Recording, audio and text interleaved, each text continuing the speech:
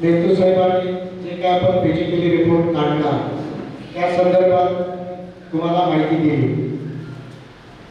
परंतु आता जो आपण हा विषय जो आहे ते जे काय लोक वयस्कर आहे तर त्या लोकांनी मला कशी रिक्वेस्ट केली होती की आम्हाला निघायचं कारण गाडीचा प्रश्न आहे।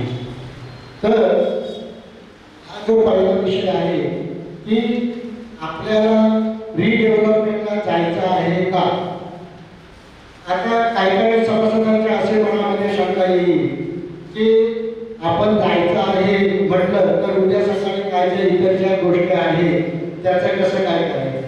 परंतु आपण जोपर्यंत इथे तो ठराव करत नाही तोपर्यंत कार्य करण्याला पुढे जाता येत नाही पुढच्या गोष्टीला, कारण याला पुष्कळ अवधी लागणार आहे।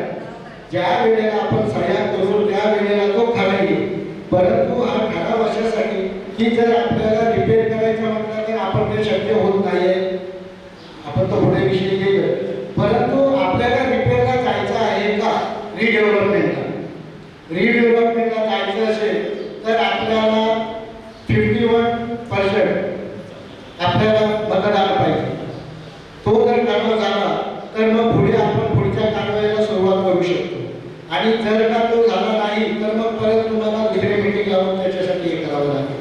तर माझं म्हणणं असं आहे की जर आपण जर रिडेव्हलपमेंटसाठी जर ठराव केला करूया का केला म्हणजे आम्ही कमिटी मांडणार त्याच्यानंतर होकार केला तर तुमचा विषय।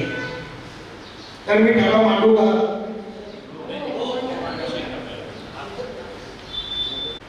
आज नागप्रमुख Madhuvanti cooperative housing society limited ची कार्यकारिणी सभागृहामध्ये असा ठराव मांडते की आपली संस्था आपली मधुवंती संस्था ही इमारतीच्या पुनर्विकासासाठी जायला तयार आहे की नाही। जर जायचं असेल तर त्याने सगळ्यांनी वरती हात करा। सर्व रेकॉर्ड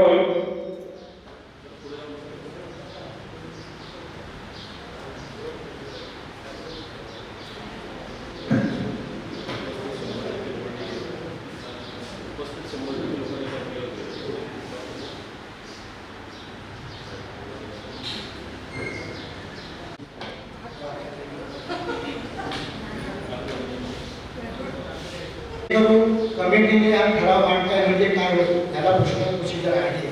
कारण काय आपल्याला जोपर्यंत तुम्ही मंजुरी देत नाही सभागृह तोपर्यंत पुढच्या कार्यवाहीला सुरुवात करता येत नाही, कारण या शेवटची नाही प्रमाणे आपल्याला त्या सह्या पण लागतील।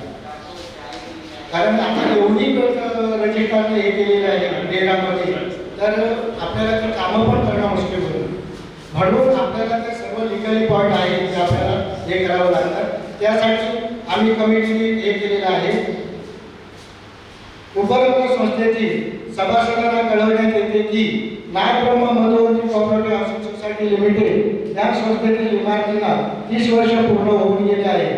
आजपर्यंत आपण या इमारतीचे स्ट्रक्चरल ऑडिट करून घेतले आहे। त्यापैकी आपण या स्ट्रक्चरल ऑडिट रिपोर्टनुसार फक्त एकाच वेळेस कारवाई करून 2006 मध्ये काही प्रमाणात दुरुस्ती करून घेतली होती। त्यानंतर संस्थेने दिनांक 30/8/2019 मध्ये पुन्हा स्ट्रक्चरल ऑडिट केले। त्या रिपोर्टनुसार निर्णय घेण्याकरता दिनांक 16/2/2020 रोजी विशेष सर्वसाधारण सभा घेण्यात आली होती। त्या रिपोर्टनुसार अंदाजित खर्च 67,40,750 अपेक्षित होता। हे कमिटीने सभासदांच्या निदर्शनास आणून दिले होते, परंतु त्या निर्णयानुसार असे ठरवण्यात आले की सभासदांना एवढा खर्च न परवडणार आहे, त्यामुळे संस्थेने पुनर्विकासाचा प्रयत्न करावा। परंतु या 2 वर्षाच्या कालावधीत इमारतीची अवस्था दयनीय होत चाललेली आहे। जास्तीत जास्त सभासदांच्या घरात लिकेजचे प्रमाण वाढत आहे। इमारतीचे पिलर्स भिंती यांना मोठमोठ्या कडा गेल्या आहेत, तसेच सज्जयाचे प्लास्टर पडत आहे, त्यामुळे इमारती धोकादायक झाल्या आहे। याबाबत मागील 2 वर्षापासून सभासदांच्या तक्रारी येत आहे। त्याकरता सभासदांनी ठोस निर्णय घेण्याची व अंमलबजावणी करण्याची गरज आहे। पुनर्विकास ही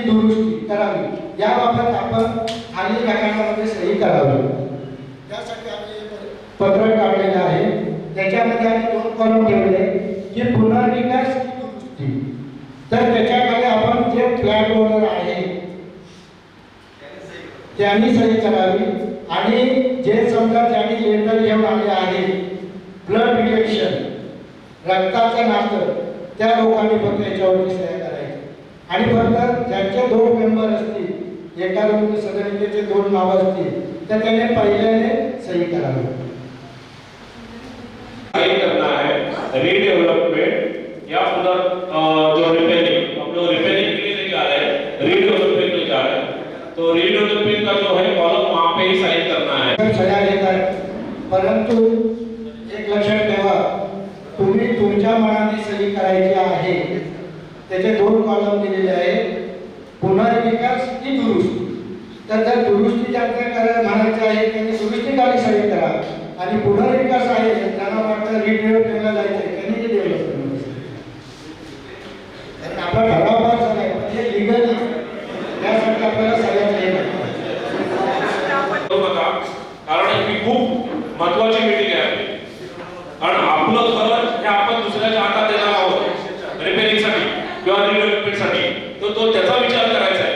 आपली वेळ होई पण नाही की आपण 25 लाख आपण 25 ते 30 लाखाच्या प्रॉपर्टी आपण अशा रस्त्यावर सोडणार नाही आहोत. म्हणून त्या प्रत्येकाने विचार करायचा आहे की आपण काय करतोय ते. म्हणून प्रत्येकाने लास्ट पण थांबलं पाहिजे, कारण हे आपल्याला आपलं घर आपल्याला बांधायचं आहे हा दृष्टिकोन ठेवा. पुढे जाण्याची काही गरज नाही ना, संपूर्ण व्यवस्था इथे केलेली आहे. नाश्ता पाणी चहा पाण्याची सर्व व्यवस्था आहे. प्रत्येकाने थोडासा संयम बाळगा. बाहेरचे लोक आले, वर्षातून एखाद दिवस तुम्हाला त्रास होईल, कबूल आहे, पण थांबा आणि पूर्ण क्लिअर करून घेऊन जा. हॅलो, तुम्ही फेडरेशनच्या बरोबर जाणार का इंडिव्हिज्युअल करता?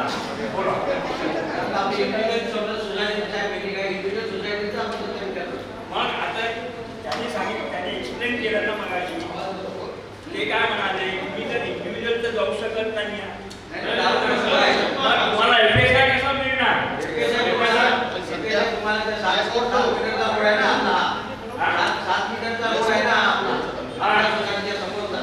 त्याचा बेनिफिट तुम्हाला मिळू शकतो 2.5 पण तुम्हाला आपल्या सोसायटी समोर सोसायटी समोरचा जो आहे रोड, त्यानं तुम्हाला किती पर्सेंटेज मिळणार? बरं, एक मला एक सांगायचं आहे का, एक त्याचं म्हणणं काय आहे की you can go with all others with them, आहे की नाही? म्हटलेलं आहे त्यांनी, पण ते होत नाही. आपला आतापर्यंत तर झालेलं नाही. मग काय करणार? आपण गेले आपण 5-6 वर्ष काय 2012 पासून आपण यासाठी प्रयत्न करतोय असोसिएशनच्या माध्यमातून. बरोबर, ते आपण सफल झालो नाही. सफल झालो नसल्यामुळे आपण आता इंडिव्हिज्युअल सोसायटीमध्ये आपण रिडेव्हलपमेंट करू शकतो का, या हिशोबाने आपण आता फिजिबिलिटी रिपोर्ट आपण आपल्या सोसायटीला पर्यंत काढला. आपल्या सोसायटी सगळ्या सोसायटी आपल्या 5 सोसायटीच्या रिडेव्हलपमेंट बाबत आपली चर्चा चालू होती. Madhuvanti society, Bhagyashree society, Malgaon society आणि ताणी.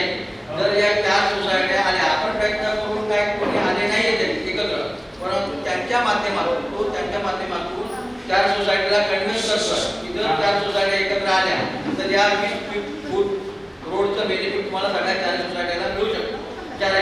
आपण आलो असतो तर आपल्याला डेफिनेटली मिळालं, पण आपण प्रत्येक सोसायटी काही ना काही मार्गाने नकार देते की आम्हाला काय करणार, आमची सोसायटी आताच इथे रिपेअर केली, आम्हाला सध्या जायची जरूरत नाही, अशी गेली 8-9 वर्ष गेली 2012 पासून. तर आता आणखी किती वर्ष आपण थांबणार? तर नाही आपण थांबू शकत. उद्या आपली बिल्डिंग पडायला आली तर आपण कुठेतरी काय हातपाय हलवले पाहिजे. बरोबर आहे, तुम्हाला बेनिफिट काय आहे?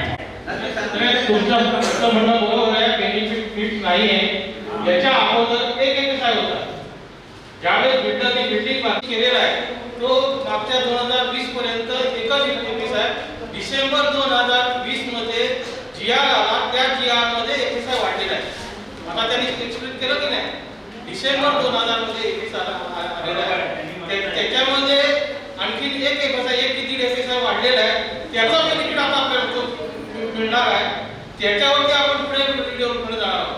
म्हणून आतापर्यंत एक इंडिव्हिज्युअल सोसायटी जाऊ शकत नव्हती. त्याचं कारण हे एकच एफएसआय सगळ्यांनी बिल्डरनी यूज केलेला आहे. तर आता हा वाढलेला एफएसआय डिसेंबर 2020 मध्ये आलेला आहे. त्याचा फायदा घेऊन आपल्याला जायचं आहे. आता त्याच्यासाठी काय अटी टाकलेल्या आहेत, रोडच्या अटी टाकलेल्या आहेत.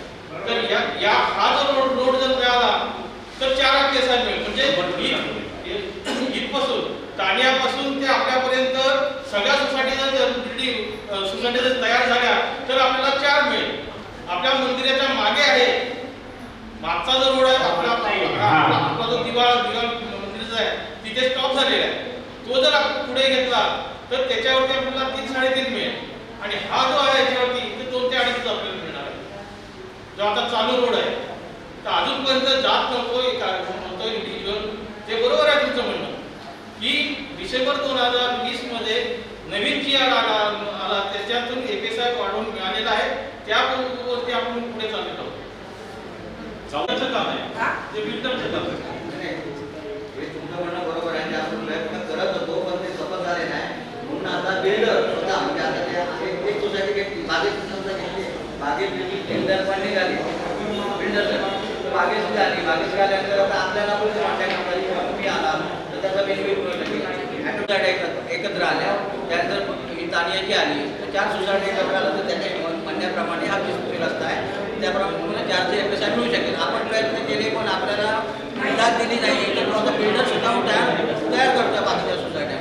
त्याच्यासाठी आपल्याला तो 4 सोसायट्यांना जवळ करणं किंवा त्याचा पुढचा मार्ग बिल्डर नाही किंवा काय केलंय की त्याच्यासाठी काय आता माहिती आहे आपण सर्वांच्या मध्ये आमचं संमती केलंय. आता रिडेव्हलपमेंट म्हणजे काय किंवा रिडेव्हलपमेंट जाण्याच्या अगोदर आपल्याला काय करावं लागतं. रिडेव्हलपमेंट जाण्याच्या अगोदर आपल्याला काय करावं तर आपल्याला प्रोजेक्ट मॅनेजमेंट कन्सल्टन्सी म्हणजे PMC ह्यामध्ये तुम्हाला तुमचा लीगल वाला येणार, तुमचा अकाउंटंट येणार, आर्किटेक्ट येणार, प्लंबर इंजिनियर, तुमचं टाईल्स वॉटेवर जे काय जे कन्स्ट्रक्शनला लागतं ते सर्व त्याचे एक्सपर्ट्स, वकील वगैरे ॲडव्होकेट येणार, जेवढे एक्सपर्ट असतात ते आपल्याला नेमावे लागतात हा प्रोजेक्ट आपल्याला जाण्यासाठी. त्यासाठी आपल्याला PMC नेमावं लागते. PMC प्रोजेक्ट मॅनेजमेंट कन्सल्टन्सी त्यासाठी नेमावे लागते. तर आपल्याला जर हे करायचं असेल तर आपल्याला काय पूर्ण नॉलेज नाही आहे की रिडेव्हलपमेंट किंवा कन्स्ट्रक्शनचं आपल्याला नॉलेज नाही. तर त्यासाठी आपल्याला PMC नेमावं लागते. PMC काय करते आपल्या अंडर आपण त्यांना पे करतो आणि ते पे केल्यानंतर ते आपल्यासाठी ते काम करतात. मग त्या बिल्डर जर चुकीचं करत असेल काम तर त्याला ते अंकुश घालणं किंवा एखादा पेमेंटचा इश्यू असेल त्याला पे करणं ह्या बऱ्याचशा अशा गोष्टी आहेत. लिगली इतकेच काय प्रॉब्लेम झाला उद्या एखादा पण उठून गेला त्याला पटलं नाही तर तो आपला लिगल जो ॲडव्होकेट असेल तो त्या गोष्टी सांभाळेल सर्व. म्हणून ह्यासाठी आपल्याला PMC नेमावी लागेल. PMCचे चार्जेस असतात त्या असतात ते पुढे आपल्याला करेल. पण त्यासाठी आपल्याला आहे ना ह्या मीटिंगमध्ये असं करावं लागेल की आपल्याला PMC नेमण्यासाठी म्हणजे जी कमिटी असेल किंवा हे असेल त्यांना एक हे दिलं पाहिजे, अथॉरिटी दिली पाहिजे की बाबा तुम्ही PMC कॉल करा किंवा बोलून घ्या कुठल्या PMC असतील त्यांची निवड करा आणि त्यानंतर तुम्ही पुढचं काम करू. बिना PMCच्या शिवाय तुम्ही काहीच करू शकत नाही. आणि आपण जेव्हा PMC नेमणार म्हणजे जर आपण आता जर ठराव बदल जर कमिटीने आपण केला किंवा पुढं मॅन्युअल मीटिंगने जर आपण ठराव बदल केला की आपण PMC नेमायचे. PMC नेमल्यानंतर त्या PMCचं फायनलायझेशनसाठी पण आपल्याला AGM बोलावं लागेल आणि त्या AGMला फक्त जे मेंबर आहेत त्यांनीच हजर लावावं लागेल. कारण ती PMC नेमल्यानंतर खूप म्हणजे क्रिटिकल असतं हे असणार आहे की जे मेंबर आहेत त्यांनाच फक्त तेवढे असणार आहे, दुसऱ्या कोणी त्या मीटिंगमध्ये नसणार आहे. जे फिजिकली अनफिट आहे किंवा मेडिकली अनफिट आहे ते त्यांच्यासाठी आपण वकिलाचा सल्ला घेणार आहोत. त्याच्यावरती आमचं पण जे चाललेलं आहे तर ते आम्ही करणार आहोत.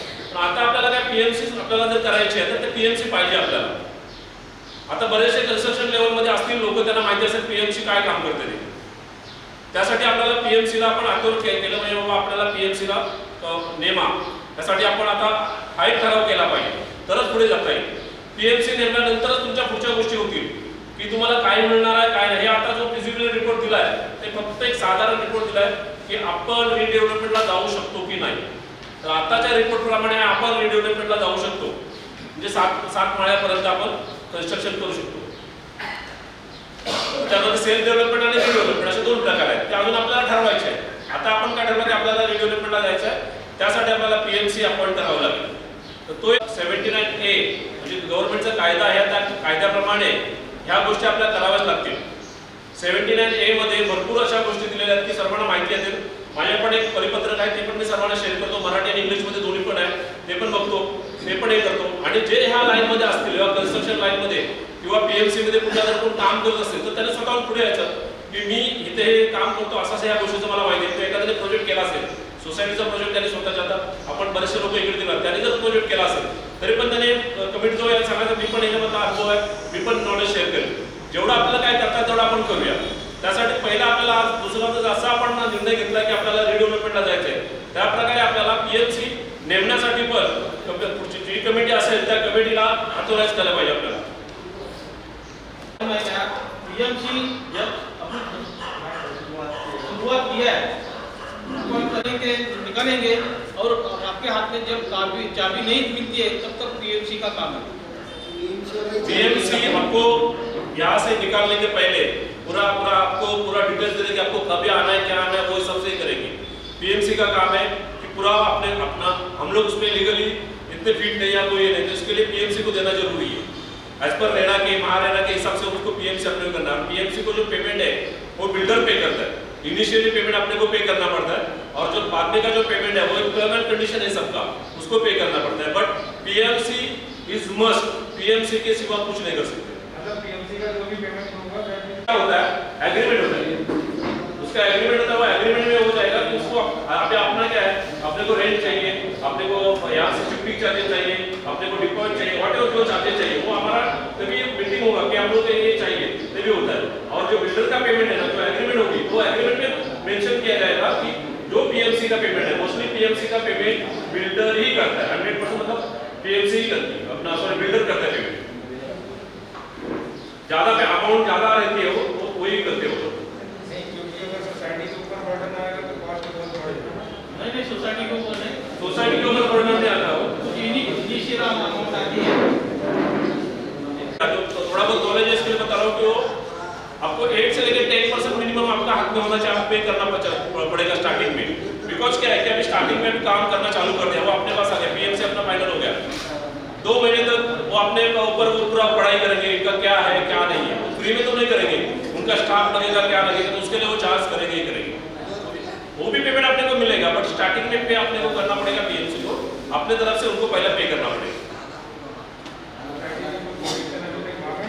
नहीं, उसके लिए पहला परमिशन लेना पड़ेगा अपने को. अभी आपने क्या, आप लोगों ने क्या किया है कि रिडेवलपमेंट के लिए जाने के लिए अपना परमिशन हो गया.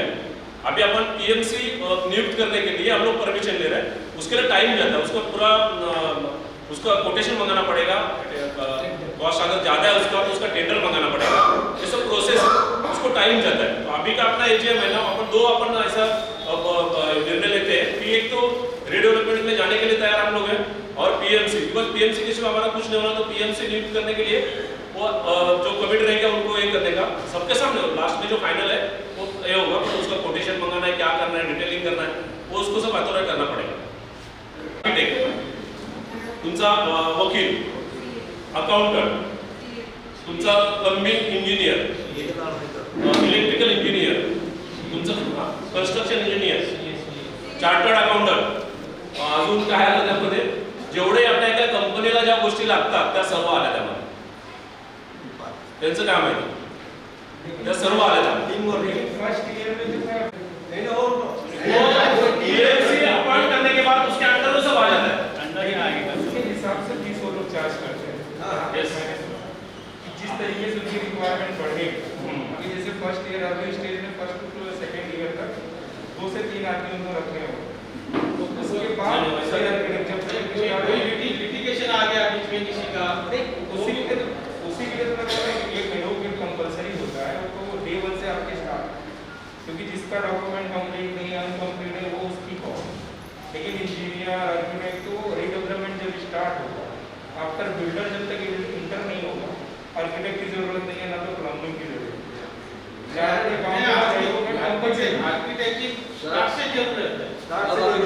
पीएमसी क्या करेगा, अभी आपने पीएमसी अपॉइंट किया, अभी आपने को अथॉरिटी दिया, मीटिंग ने अथॉरिटी दिया, तो पीएमसी अपॉइंट करने के बाद जो काम करने का पीएमसी अपॉइंट के पहला अपना बिल्डर का टेंडर निकालना पड़ेगा, वो टेंडर डॉक्यूमेंट बनाना पड़ेगा. Tender document is not easy thing. वो तो पहला पूरा बिल्डर क्या क्या करने वाला है, अपने को क्या क्या मिलने वाला है, वो सब टेंडर डॉक्यूमेंट में आएगा. वो टेंडर डॉक्यूमेंट वो कौन बनाएगा, पीएमसी बनाएगा. आर्किटेक्ट, बाद में वो एडवोकेट, बाद में वो इंजीनियर, वो कम से कम तो 3 तो रहेगा. वो तीनों टेंडर डॉक्यूमेंट बनाने के बाद पब्लिक नोटिस करेगा, पब्लिक नोटिस करने के बाद पेपर में नोटिस देना पड़ेगा डॉक्यूमेंट बनने के बाद, उसको 2-3 महीने जाता है। डॉक्यूमेंट बनाने में 2-3 महीने जाता है वो PMC को। वो डॉक्यूमेंट बनने के बाद अपन टेंडर डॉक्यूमेंट का कॉस्ट वो भी डिसाइड करेगा PMC वाला कि टेंडर डॉक्यूमेंट का कॉस्ट कितना रखने का है, 10,000 20,000 वो सोसाइटी को आएगा, बराबर। तो टेंडर डॉक्यूमेंट बेचने के बाद 15 दिन के समझो अपन पीरियड दिया कि महीने 1 महीने का पीरियड दिया, उनके बाद जो जितना डॉक्यूमेंट समझा टेंडर आया 10 बिल्डर का आया 20 बिल्डर का आया, वो भी अपन सब टेंडर डॉक्यूमेंट मेंशन करेगा, अपना रेरा सैंक्शन अप्रूवल मांगता है, वही हिसाब से अपन टेंडर मंगाएंगे। हाँ, अभी नहीं बनता है, अभी है स्टूडेंट कौन करेगा, वो स्टूडेंट PMC करेगा। नहीं वो PMC अपन तो कुछ नहीं करेगा, आपने जैसे चार्जेस होते हैं ना उनके, अगर जैसे उनका फिक्स चार्ज होता है, जैसे मुंबई जाए तो 1 लाख रुपीस पर मंथ। नहीं ये पहला जो खर्चा है ना अपने को, क्योंकि वहाँ पे तो डे 1 से लोग स्टार्ट हो जाते हैं project on the spot start. अपने को मान लीजिए 1 से नहीं, ऐसा नहीं होता है वो। नहीं अपने को जो अभी PMC आप जो बोल रहे हैं ना वैसा नहीं होगा, बिकॉज क्या है जो PMC जो लेता है प्रोजेक्ट में जो लेता है ना वो पूरा उसको डे 1 से ही पूरा फीस चलना चालू कर देता है। उसका एक आपको भी पता है उसका परसेंटेज रहता है। हाँ मैं उसका उसका परसेंटेज रहता है प्रोजेक्ट का। ये 10 करोड़ का प्रोजेक्ट रहेगा तो उसका 2% रहेगा, क्या रहेगा उससे असर रहेगा उसका। अभी अराउंड उसने लास्ट टाइम कुछ इसमें बताया था अपना इसमें तो PMC का टोटल कॉस्ट उसका 2 करोड़ का है। एक अप्रोक्सीमेट ऐसे मालूम पड़ा था कि इतना जाता है। आपको पता है कि कितना परसेंट कितना अपना सपोज अपना 100 करोड़ का अपना प्रोजेक्ट गया 2% भी लिया तो उसका 2 करोड़ उसका हो गया। सिंपल सी बात है। और ये है ना हम लोग अभी ये है तो उसको चार्ज करेंगे, वो नहीं। हम लोग को डे 1 से कोई भी कुछ भी क्वेश्चन आ सकता है, कुछ भी नहीं है। अभी आपको अगर पता रहेगा तो ये तो जो बोल सकते एक्स्ट्रा काला देगा पेपर में एक चीज है बट एक्चुअल देखने के लिए तो डिफरेंट है।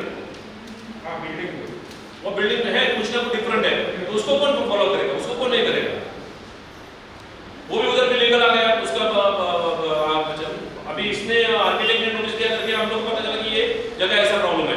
अभी वो लीगल वाले को जाना पड़ेगा तो डे 1 से अपने को ये करना पड़ेगा कि हर चीज PMC नियुक्त करना है तो डे 1 से हर आदमी को अपने करने में कल कोई भी प्रॉब्लम आएगा, कोई भी क्वेश्चन आएगा, कोई भी प्रॉब्लम आ सकता है, कुछ भी आ सकता है तो हम लोग को खड़ा रहना पड़ेगा उनको। तो हम लोग ऐसा नहीं बोल सकते कि आप एक लीगल कार्ड पे भेज दो एक आर्किटेक्ट भेज दो, वैसा नहीं। डे 1 से जो हमारा है हमारा कॉस्ट फिक्स है, उसके उसको वो 100% लेगा या जो कॉस्ट लगेगा वो फिक्स है, तो हम लोग उसको क्यों दे दें, हम लोग उसको पूरा ही करना है। हमारा वॉच होना चाहिए उसके साथ।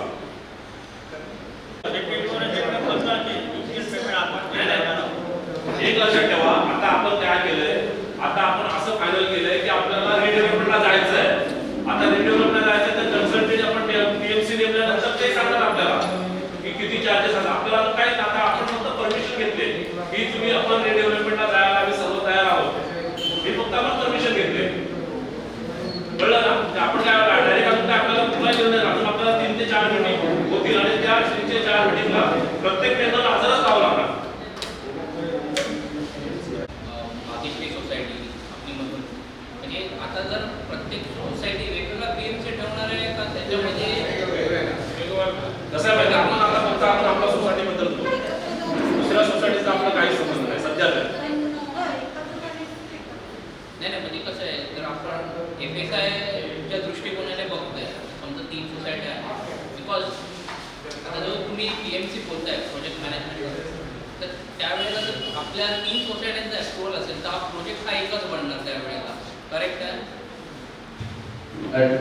प्रोजेक्ट हा एकच असणार जर 3 सोसायट्या एकत्र आल्या तर याच्यामध्ये कंडिशन अशी येते की म्हणजे आपल्या प्रत्येक तिन्ही वेगवेगळा PMC अपॉइंट करावा का तिन्ही मिळून एकच करावा, बिकॉज आपण एक सोसायटी PMC अपॉइंट करून तो सगळा भाग घेऊ शकत नाही। कंडिशन म्हणजे असं मला विचारायचं आहे की त्यामध्ये काय, कारण का आपण इंडिव्हिज्युअल रिडेव्हलपमेंटला जातो नाही तर आपल्या घरी जे काय लागेल PMC लागेल ॲडव्होकेट लागेल जे काय लागेल हे आपणच बघायचं आहे।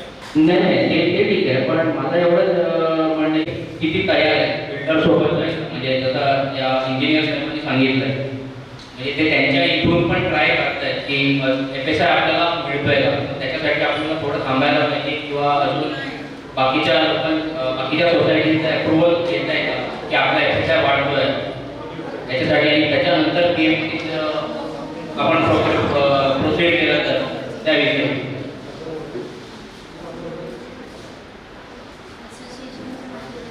साहेब, आम्ही ज्या वेळेला म्हणजे सर्व कॉम्प्लेक्स रेडिओग्राफीला जायचा विचार करत होतो, काही त्यांची संमती आली नाही, काहीही त्याचा उपयोग झाला नाही. त्याच्यामुळं आता कंडिशन आमच्या बिल्डिंगची अशी झालेली आहे, आज आपण दुरुस्तीला जरी गेलो तरी कमीत कमी तुम्हाला 80% जर दुरुस्ती करायची असेल तर करोडच्या हिसाबात खर्च आहे आणि त्याची गॅरंटी किती देणार? 4 वर्ष. आणि आतापासून आपण रेडिओग्राफीला जायला जर चालू केलो तरी 4 वर्ष लागणार आपल्याला. आणि आपण काय विचार केला की आता दुरुस्ती करूनही शेवटी आपल्याला रेडिओग्राफीला जायचंच आहे आणि इतर सोसायट्या काही यायला तयार नाही म्हटल्यानंतर आपल्याला बेनिफिट किती मिळतोय हा नाही, बरोबर आहे. माझं एवढंच म्हणणं आहे की म्हणजे जसं इंजिनिअरिंग साहेबांनी ऑप्शन सांगितले की ही पण येते किंवा अजून 2 सोसायट्या आल्याने FSI वाढतोय किंवा त्याच्यासाठी आम्ही सरळ कॉम्प्लेक्स जर आला एकाच वेळेला बनलेला आहे कॉम्प्लेक्स, तर आम्हाला म्हणजे जेवढी पाहिजे तेवढं बेनिफिट आपल्याला मिळालं असतं सर्वांना. म्हणजे मध्ये जो गार्डन प्लॉट आहे त्याचाही अजून सातबारा होण्यासाठी नावाने आहे, त्याचाही व्यवस्थित झालं असतं, सगळं काही होते, पण सर्व सोसायटी यायला तयार नाही. त्याच्यामुळं आता आपली बिल्डिंग आता नगरपालिकेची नोटीस पण आली आपल्याला.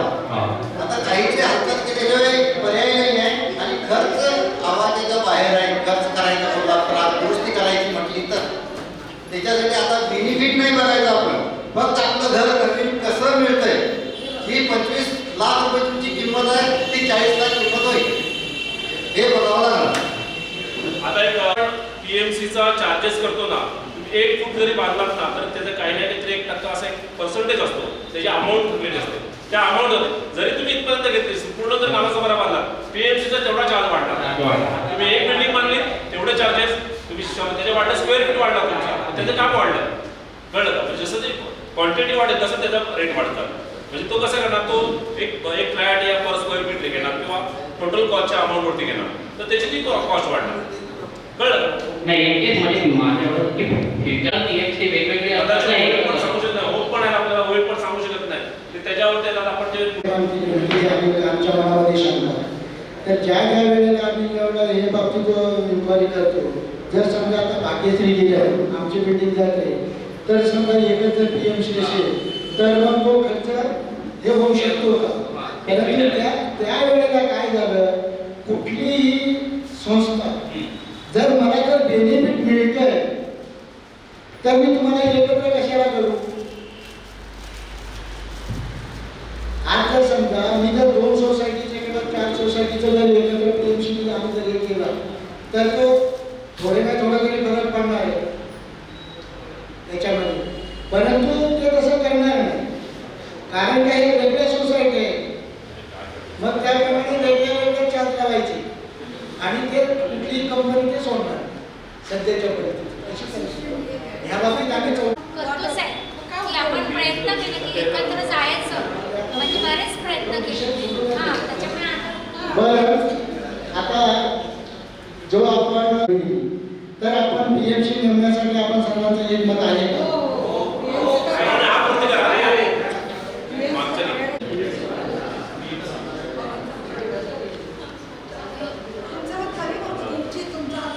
PMC आपण करण्यासाठी सगळ्यांची संमती आहे ना? आवाजी PMC साठी 3च्या पुढे टेंडर असावी लागते, शेवटची नाही का 3च्या पुढे. जर का 2 असली तर मग ते परत रद्द होतो, परत 1-1.5 महिन्याने हे करून परत टेंडर करायचं.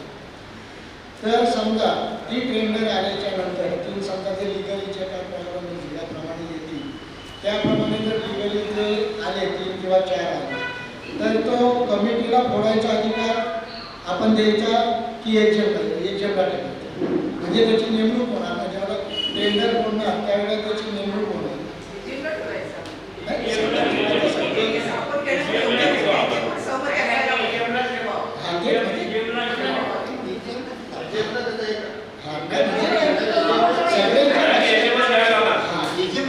म्हणजे टेंडर मागवण्यास कमिटीला अधिकार देतो आपण.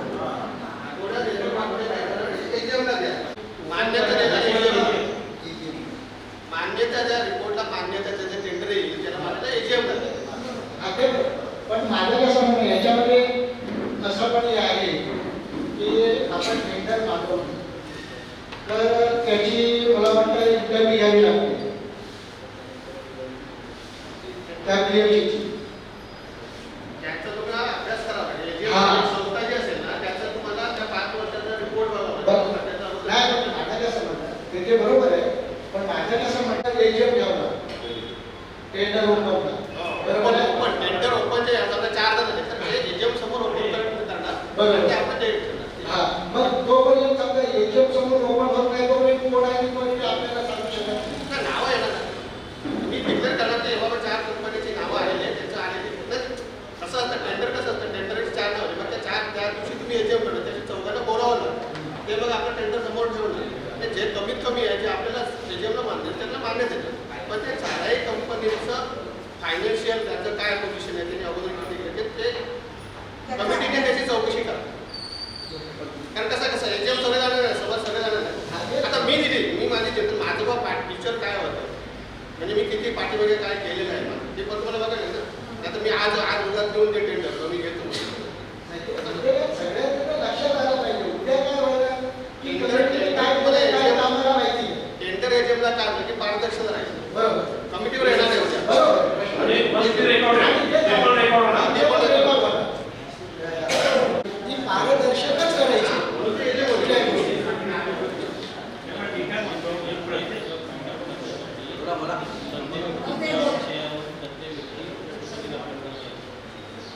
हा बरं दुसरी गोष्ट म्हणजे अशी की आता समजा आपण ही प्रोसिजर आता चालू करतो PMC सगळ्या गोष्टी आहेत त्यामध्ये तिचा प्रोसिजर प्रमाणे होणार परंतु की आपल्याला लिगली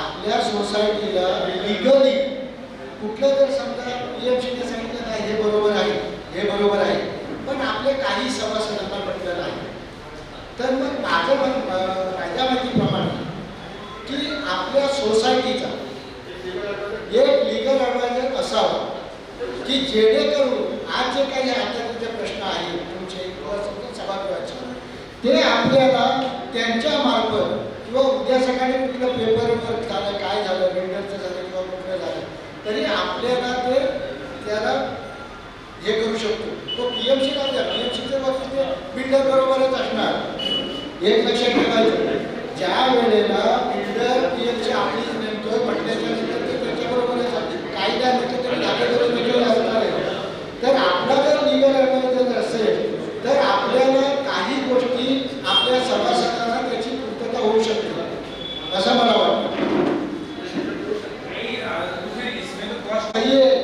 लेकिन कॉस्ट के बारे में अपन देखेंगे तो कुछ प्रॉब्लम होएगा लेकिन जो PMC अभी हम अपॉइंट कर रहे हैं वो तो हमारे लिए काम करेगा ना कि बिल्डर के लिए काम करेगा ऐसा कुछ नहीं है हम PMC अपन ये इसका मतलब हमारे करे ऐसा कुछ नहीं है वो बात का एक अलग है अगर आपको ऐसा लगेगा कि ये PMC हमारे लिए नहीं काम करे तो उसको टर्मिनेट कर दीजिए फिर दूसरे तो अगर आपको ऐसा लगता है कि बिल्डर आने के बाद ये PMC आपके लिए नहीं काम करेगा PMC कैंसिल कर दीजिए उसको PMC हमारे लिए काम कर रही है कि उनके लिए काम कर रही है उतना अपन जानकार नहीं है अरे सर अभी ठीक है इतने भी तो हम लोग अनपढ़ नहीं है ना कि अगर हमारे खिलाफ कुछ देखिए आप ऐसा होता है सर एक खिलाफ होगा तो ये जो है ना नियुक्त करना पड़ेगा वो कंसल्टेंट के अंडर काम करेगी PMC ये प्रोसेस है बिकॉज क्या है कि अभी रीडेवलपमेंट का जो डॉक्यूमेंटेशन जब करते हैं ना एक वर्ड भी पूरा आपका प्रोजेक्ट को ये कर सकती है हम लोग 92 फ्लैट्स हम लोग दूसरे के हाथ में देने वाले हैं जो सोच समझ के करना पड़ेगा हमारा अगर थोड़ा बहुत देखिए हम लोग अगर थोड़ा बहुत पैसा देंगे मतलब जो आप कंसल्टेंट को पे करेंगे हम लोग बिल्डर से वसूल कर सकते हैं कॉर्पस फंड आता है उसमें से भी आप पे कर सकते हैं बट वो क्या होता है कि उसकी वजह से क्या पूरा हम लोग पूरा श्योर हो जाते हैं कि नहीं हम लोग जा रहे हैं प्रॉपरली जा रहे हैं हम लोग कुछ भी कर प्रॉब्लम हुआ तो कंसल्टेंट हम लोग को जवाब दे देगा हम लोगों ने कल कमेटी चेंज हो गई तो उसको कौन नहीं करेगा तो कंसल्टेंट करेगा अभी कमेटी अगर रीडेवलपमेंट में चला गया तो कमेटी वैसे ही जब तक हैंडओवर नहीं हुआ जब बिल्डिंग कंप्लीशन हो जाएगा और जब बिल्डिंग न्यू सोसाइटी बिल्डर बना के तब हैंडओवर बिल्डिंग को देंगे ठीक है ऐसा ही होता है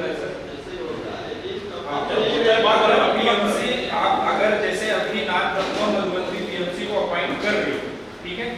अभी तो बिल्डर है नहीं, वो टेंडर इशू करेगा, फिर बिल्डर इंटर होगा।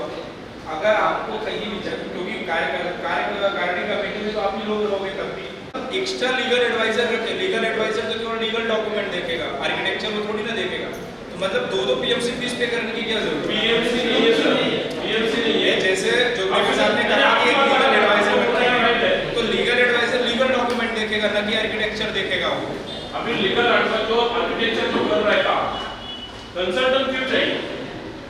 कंसल्टेंट क्यों चाहिए? इसके लिए भी उन्होंने दिया। कंसल्टेंट क्यों होता है?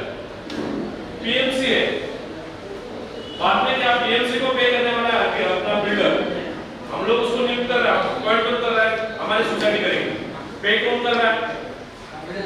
बिल्डर करेगा। सुनिए, बाद में क्या होगा, पीएमसी पूरा उनके हाथ में चला जाएगी, बिकॉज पे वो लोग करने वाला है। पीएमसी को पता है पे करना है, तो पीएमसी के ऊपर भी कोई ध्यान देने वाला चाहिए।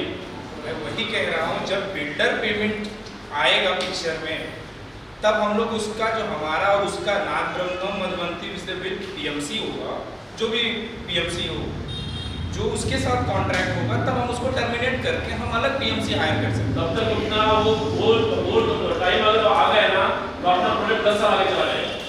अपनी सिक्योरिटी के लिए अपनी सिक्योरिटी के लिए। लेकिन सर मैं ये कह रहा हूँ, जैसा आप कह रहे हो ना, या तो शायद आप, मैं जो बोल रहा हूँ आप नहीं समझ पा रहे हो, या तो आप जो कह रहे हो मैं नहीं समझ पा रहा हूँ। बट जहाँ तक मैं भी रियल एस्टेट कंपनी में ही काम करता हूँ, पता है, बोलिए ना, आप बताइए। तो ऐसा जो पीएमसी हायर होता है वो बिल्डर पेमेंट नहीं करता है। बिल्डर ही पेमेंट करता है सर मुंबई साइड नहीं। नहीं, मैं आपको बता देता हूँ, आप जो एग्रीमेंट होगा, जब आप टेंडर लाओगे, ऐसा उसमें क्लॉज होगा ही, जब एग्रीमेंट आप उसके साथ साइन करेंगे। आपको बोल रहे ना, ये बहुत बड़ा प्रोसेस है, और इसका पेमेंट है ना बिल्डर पे, तो ये अपना वो जो एग्रीमेंट होता है ना, वो हम लोग स्ट्रॉन्ग होना चाहिए कि वो ये सब आपको करना है, ये करना है, ये सब उसको थ्रू करना है। हम लोग स्ट्रॉन्ग होना चाहिए। नहीं, वो तो है, जब हम वर्क असाइन कर रहे हैं तो हम ही लिख के देंगे ना कि आपको क्या क्या देखना है। वो हमारे बिहाफ पे, वो बिल्डर के बिहाफ पे, तो बिल्डर उसको अपॉइंट नहीं करेगा, हम उसको अपॉइंट कर रहे हैं कि तू हमारे बिहाफ पे बिल्डर के साथ कम्युनिकेशन रख। अगर कहीं गलत होता है तो पीएमसी को इन्फॉर्म करना होता है, सोसाइटी। पीएमसी गलत है वो कैसा पता चलेगा?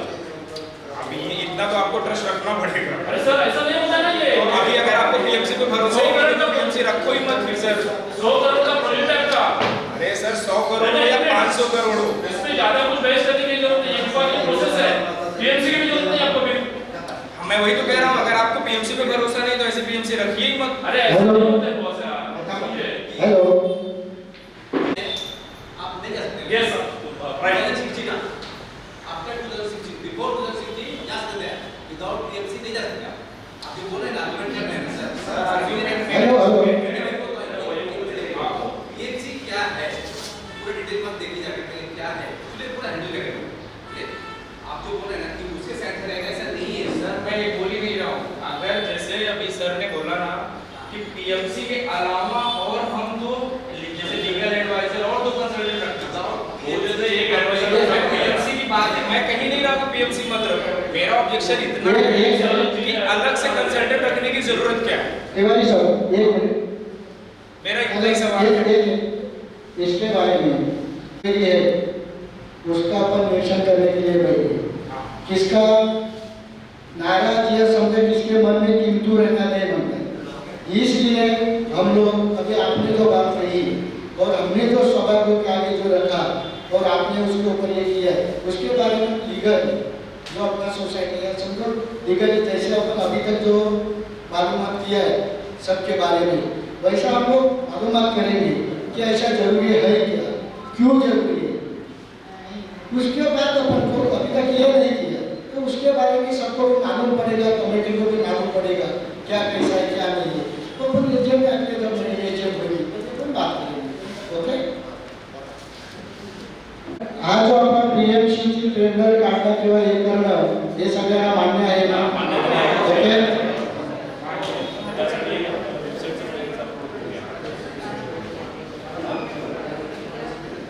आपल्याला डेव्हलपमेंटसाठी आपल्याला जायचं ठरलं तर प्रत्येक सभासदांनी फक्त फ्लॅट होणार नाही, आपली मधुमती सोसायटीसाठी वेबसाईट ओपन करा, आम्ही मधून ती सोसायटी तुम्हाला कळवू. कारण काय जेणेकरून हल्ली नेटवर्कमध्ये असं सगळं इंटरनेट आहे तर त्याच्यामुळं प्रत्येकाने जर वेबसाईट ओपन करून जर आपल्याला तर मग आपल्याला फार म्हणजे ताबडतोब संपल्याशी संपर्क किंवा सगळ्या गोष्टी आपल्याला कळू शकतात. तर प्रत्येकाने आपली वेबसाईट ओपन करून आम्हाला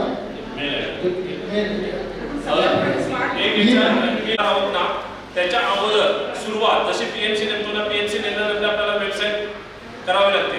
वेबसाईट केल्यानंतर प्रत्येकाची मेल आय डी द्यावीच लागेल आपल्याला. आपण ते वेबसाईट आहे ना ते वेबसाईट आपल्याला घ्यावीच लागेल. बिकॉज जे काय होईल जे पारदर्शकता ट्रान्सपरन्सी यासाठी गव्हर्नमेंटने सांगितलेलं आहे की संकेतस्थळ तुमचं म्हणजे वेबसाईट ही कंपल्सरी आहे. बिकॉज त्या ह्याच्यावरती सर्वांना माहिती पडेल. तुम्ही इथे आला नाही तरी तुम्हाला माहिती पडेल की इथे काय चाललं, ह्या मीटिंगला काय झालं, त्या मीटिंगला काय झालं, हे पूर्ण तुम्हाला डिटेल मिळेल. त्यासाठी ते एक अप्रूव्हल घ्या. ते जेव्हा आपण पीएमसी नेमू त्यावेळेला त्याचं पण एक अप्रूव्हल घेऊन ठेवा आणि प्रत्येकाची मेल आय डी समजा आपण आता मला येत नाही तरी माझ्या मुलाची मेल आय डी म्हणजे तुम्ही एका लेटरवरती लिहून द्यायची की ही माझी मेल आय डी आहे. ती मेल आय डीने आता आपल्याला प्रत्येकाला पे करायचं. व्हॉट्सअप आपल्याला व्हॉट्सअपचा ग्रुप आपला आहे किंवा ते आपण त्याला आता लिगली करणार आहोत. त्या ग्रुपवरती कुणी दुसऱ्या गोष्टी न पाठवतात त्या आपल्याला लिगली करायच्या आहे. त्यावरती पण सर्व माहिती जातील रिडेव्हलपमेंटच्या त्या लिगली असणार आहे. व्हॉट्सअप आता लिगली झालेलं आहे तर तिथे पण सर्वांनी हे करा की आपण तर बरेचशा लोकांना ऍड केलं, बरेचशे लोक कोणाचं बाकी असेल त्यांना पण करू. पण ह्या गोष्टी माहिती पडतील आपल्याला काय काय आहे ते. वेबसाईट कंपल्सरी आहे, मेल आय डी आहे. माझं एक सजेशन होतं की मेल आय डी आपण हे झाल्यानंतर आणि आपण 92च्या 92 लोकांना मेल आय डी पण वेगळ्या देऊ. त्यांच्या पण एक असणार आणि आपण सोसायटी पण दिली मेल आय डी जेणेकरून त्याला सर्व ट्रान्सपरन्सी राहील. ते एक अप्रूव्हल असेल.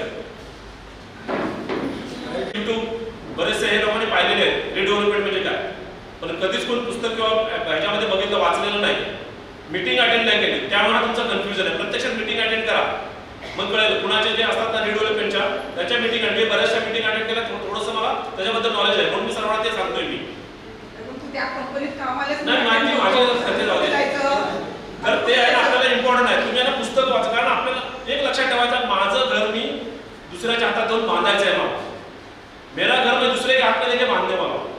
मेरा घर है ना मैं देने वाला हूँ. सोसाइटी मुझे नहीं, मेरा घर देने वाला. तो हर एक का जिम्मेदारी है. युट्यूबवरती तुम्ही जर सर्च केलं की नाही तर तुम्हाला सगळ्या प्रश्नांची उत्तरं मिळतील. युट्यूबवर बऱ्याचशा वाचन आहेत, बरेचसे आपण स्वतः पण ऍडमिट होऊ शकतो त्यामधून. बरोबर. वेबसाईट ओपन करायला सोसायटीला परवानगी आहे का? प्रत्येकाने आपापले मेल आय डी हे सगळ्यांनी व्हॉट्सअपवरती पाठवा जेणेकरून सगळी जी सोसायटीची माहिती आहे ती वेबसाईटवरती आपण अपलोड करून प्रत्येकाला पाठवून देऊ शकतो. आता आमचा फोन असा आहे मुलाच्या नावाने हे असं पण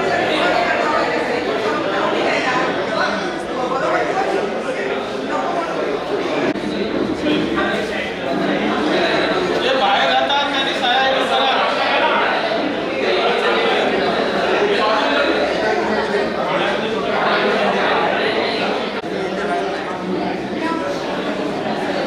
हो सोलंकी साहेब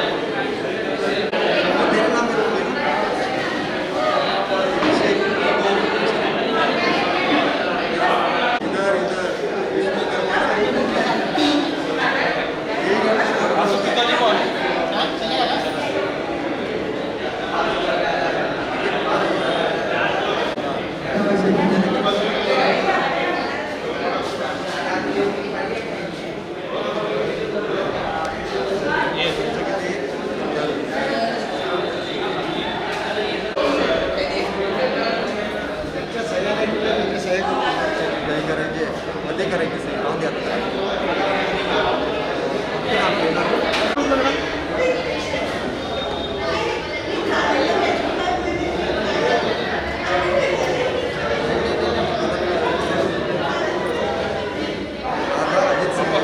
आपके नाम पे नहीं किया ना?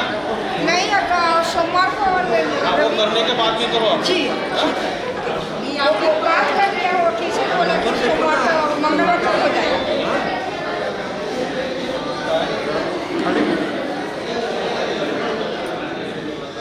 आपलं पण तुझं नाव आहे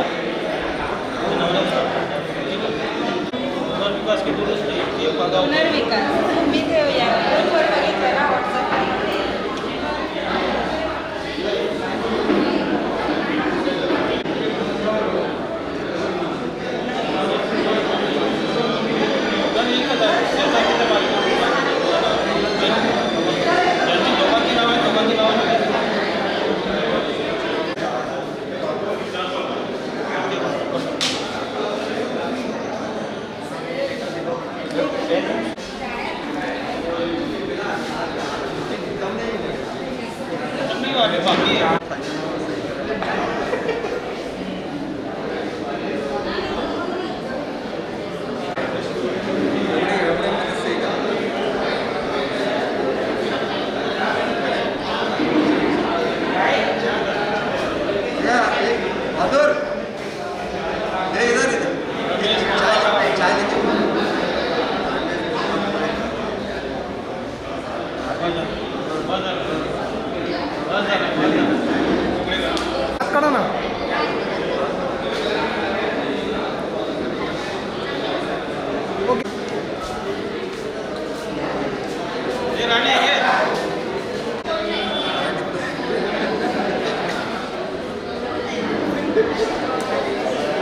एक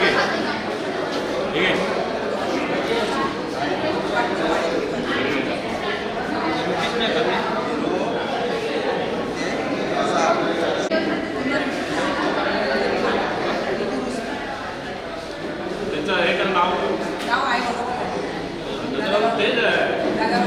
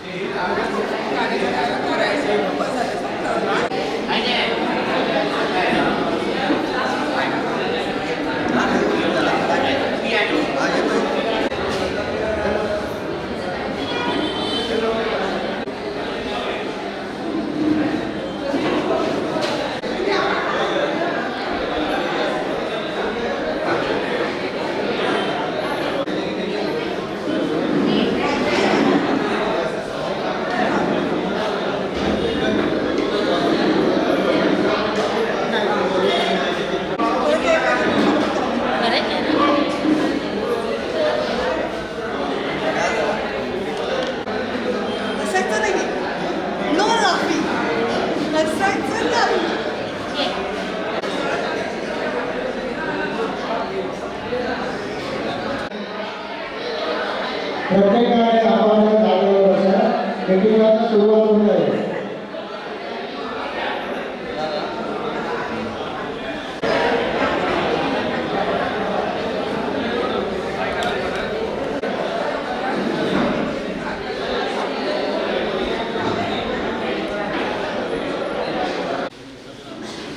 याबाबत आपल्या संस्थेचे खजिनदार माननीय कदम साहेब हे सविस्तर सांगतील. सगळ्यांच्या हातामध्ये कॉपी आहे.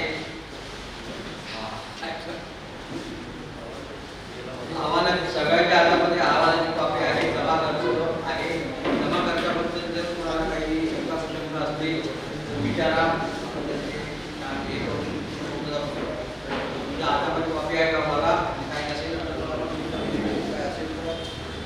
बोलू शकता.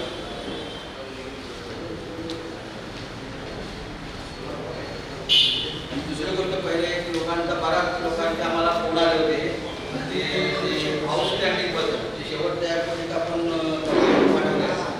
मेंटेनन्स आउटस्टँडिंग आगाऊ रक्कम आणि आउटस्टँडिंग. हॅलो. सन 2020-2021 आर्थिक वर्षाचा हिशेब तपासणी तपासलेल्या जमा खर्च अहवाल तांत्रिक मंजूर करणे. सभागृहामधून काही वेळ किंवा आलेल्या नाही त्या अर्थी जमा खर्च ताळेबंदासह मंजूर करणे असं आम्ही जाहीर करतो. विषय क्रमांक 3 हा आपला झालेलाच विषय आहे. आता विषय क्रमांक 4 संस्थेच्या अंतर्गत हिशेब तपासणी आणि निवड करणे. तर आपण दरवर्षीप्रमाणे कारण हे आता अर्धवर्ष निघूनच गेलेलं आहे 21-22 तर दरवर्षीप्रमाणे आपण कार्यकारिणीला अधिकार देऊया.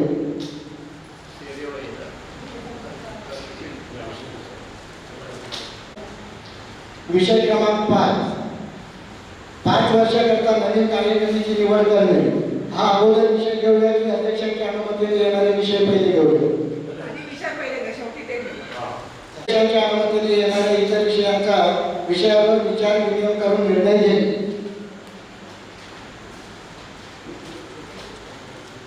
सामान्य आपल्या संस्थेमध्ये नवीन सभासद त्यांना मंजुरी केली. कारण आपल्या संस्थेमध्ये अहवालसाली 3 लोकांनी सदनिका विकल्या आहेत. तर त्यांची मी नावं वाचून दाखवतो. M401 आनंद पाटील आणि अंजली आनंद पाटील याने आपली सदनिका विकली. ती श्रीमती प्रियंका अमर पवार या आता आपले नवीन सभासद झाले. श्री गुणाजी रामचंद्र कदम नवीन घेतलाय श्री प्रभाकर सकाराम भोवर आणि श्रीमती प्रभावती प्रभाकर भोवर.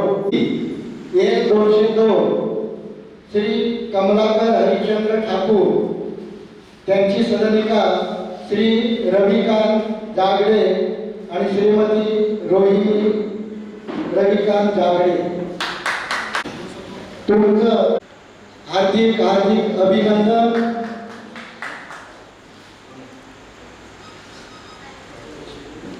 ऑगस्ट 2021 पर्यंत 4,92,785 रुपये थकबाकी आहे सभासदांची. बँकांविषयी माझ्या परिस्थिती काय आहे? 19/8/2021 पर्यंत ठाणा जिल्हा डिस्ट्रिक्ट बँकमध्ये 3,58,794 रुपये खाते आहे.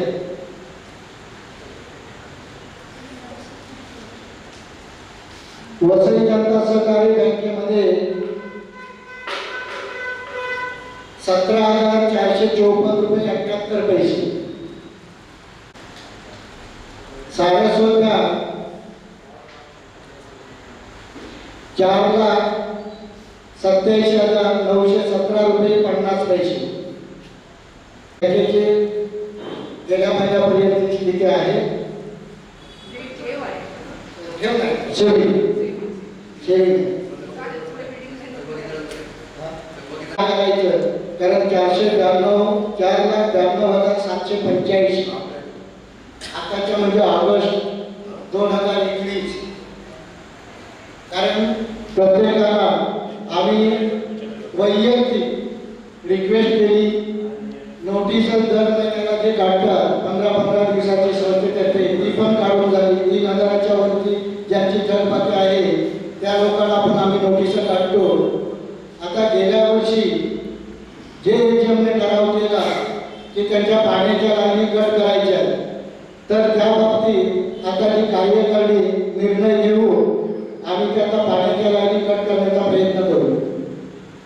इतर काही त्याला म्हणजे 101 खाली जर आपण जर करायला गेलो तर ते मागे आपण ते ठरलेलंच आहे की त्याला प्रोसिजर भरपूर असते आणि सोसायटीचा नाहक पैसा कमीत कमी एका सभासदाची जर आपल्याला 101 खाली जर टाकायचं असेल तर कमीत कमी 4,000 ते 5,000 रुपये सोसायटीला पहिले भरावे लागतात.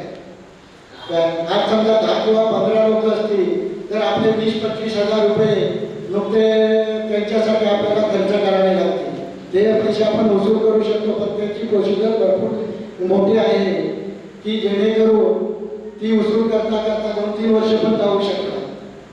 तर हीच शॉर्टकट लाईन म्हणजे आहे की त्यांच्या पाण्याच्या लाईनी कट करू. कारण ह्या बाबतीत पण आपल्या कमिटीने सगळी चौकशी केलेली आहे की जेणेकरून त्यांच्या आपण पाण्याच्या लाईनी कट करू शकतो. फक्त एक पोलीस स्टेशनला एनओसी द्यावी लागेल ते पण आम्ही सोसायटी करू आणि त्यांना एक स्टँड पोस्ट खाली द्यावं लागेल. जेव्हा नगरपालिकेच्या रात्री येऊ द्या किंवा दुपारी येऊ द्या त्यावेळेला त्यांनी ते खालून पण पाणी भरावं लागेल.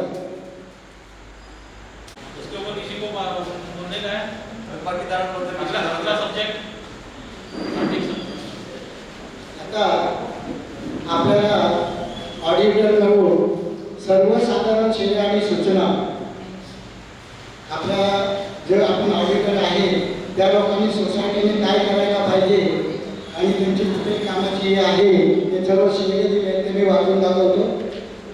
नागब्रह्म मधुवंती पूर्वनिर्माण संस्था मर्यादित नाणासोपारा पूर्व या संस्थेची उपरोक्त मुद्देची वैज्ञानिक लेखापरीक्षण संस्थेच्या पदाधिकाऱ्यांनी पुरवलेल्या व लेखी व तोंडी माहितीवरून घेण्यात आले. संस्थेची संपत्ती परिस्थिती दप्तरी कामकाज महाराज कायदा कानून व पोटनियम उल्लंघन अंतर्गत नियंत्रण इत्यादीच्या करता संस्थेस सन 2020-2021 या वर्षासाठी ब वर्ग देण्यात येत आहे. कारण आपल्याला ब वर्ग मिळाला असता, परंतु जी आपली थकबाकी 4 लाखाच्या वरती आहे त्यामुळे आपल्या सोसायटीचा अ वर्ग दावळला जातो. ला ब्रह्म मधुवंती सहकारी गृहनिर्माण संस्था मर्यादित नानासोपारा पूर्व यांच्याकरिता दिनांक 31 मार्च 2021 रोजी संपणाऱ्या वर्षाच्या कार्यपरीक्षण अहवालामार्फत सर्वसाधारण शेरे आणि सूचना म्हणजे त्यांनी संस्थेला सूचना केल्या आणि शेरे बनवले. मी एक वाचतो, त्याचा मी तुम्हाला खुलासा पण करून देतो. दिनांक 31 मार्च 2021 रोजी हातातील रोकड 4,238 रुपये 50 पैसे आहे.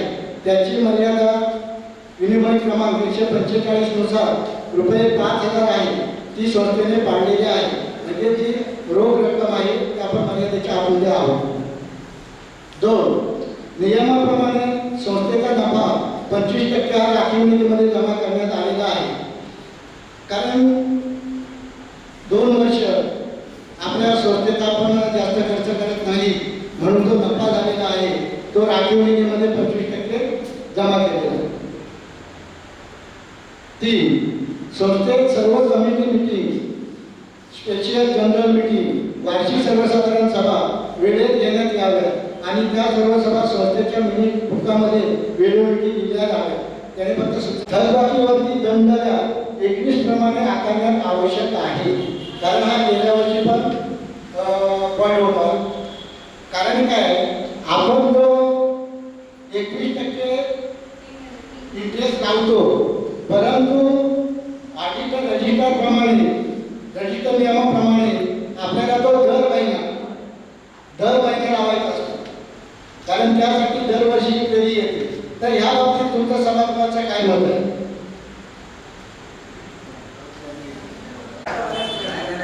आपण ज्यावेळी 3 महिन्याने आता आपण लावतोय त्यावेळी आपल्या ATM मध्ये ठराव झाला होता त्याप्रमाणे आपण 3 महिन्याने इंटरेस्ट लावतो. पण आता ऑडिटर बायलॉच्या नियमाप्रमाणे प्रत्येक महिन्याला तुम्ही इंटरेस्ट लावला पाहिजे असं त्यांचं म्हणणं. आपण असं म्हणतो ना की सगळे नियम बायलॉप्रमाणे करायचे नाही आहे, बायलॉप्रमाणे म्हणून तर आपण लावले, पण त्यांचं प्रत्येक महिन्याची बायलॉप्रमाणे का नाही 21% प्रत्येक महिन्याला का नाही? तुमचं सोसायटीचं नुकसान आहे ना. शेवटी महिन्याने लावतात, 3 महिने लोक देत नाही. काही लोक आपण 3 महिने त्यांना अलाउट केले म्हणून 3 महिने जमा होईल. मग याच्यात तुम्ही ठरवा 3 महिने बाबा प्रत्येक महिन्याचं मेंटेन देणं योग्य आहे. 3 महिने बरेचसे लोक ऑनलाईन पेमेंट करतात. तुमचा मुलगा पण करतोय, बरेचसे लोक ऑनलाईन करतात. त्यामुळे ऑनलाईन पेमेंट करतात. त्यामुळे तुम्हाला प्रत्येक महिन्याला लावायला इंटरेस्ट काही हरकत नाही. जर सगळे तयार असेल तर आपण लावू शकतो. आणि 3 महिने तो विषय येतोच आहे ना. आउटस्टँडिंग मध्ये आता बोलले ना आम्ही नक्की त्या आउटस्टँडिंग बद्दल जर होत नसेल तर आपण ठेवायचं.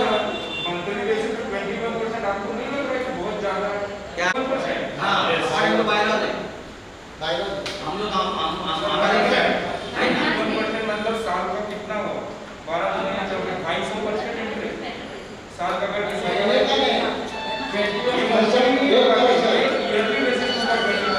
ईयरली 100 रुपये 100 को 1 बरस में 21 रुपये 21 बेसिस है ना. 1 बरस के लिए 1 बरस के लिए 100 रुपये 21 रुपये बस. 1 मंथ का अपन हर महीना लगा सकते हो. 5 रुपये आएगा, 5 रुपये आएगा, 2-4 रुपये आएगा महीना. 2 मंथ लगाएगा बेसिस का मान के अकॉर्डिंग टू बायलॉ यहाँ पे लिखा अगर आप बोल तो साल का 250 टका हुआ. मंथली आणि 21% बोलोगे ना तो फिर वो तो 250 टका जाएगा. सैलरी वाले मंथली इसलिए अगर तो लगा दर साल 10% तब ठीक 10 साल नाही ते फायदा होता ना. 21% लावायचे का दर महिन्याला? महिन्याने ते ऐसा होता नहीं है. काय म्हणजे 1 मिनिट प्रत्येक वर्षी एक जण राहणार आहे.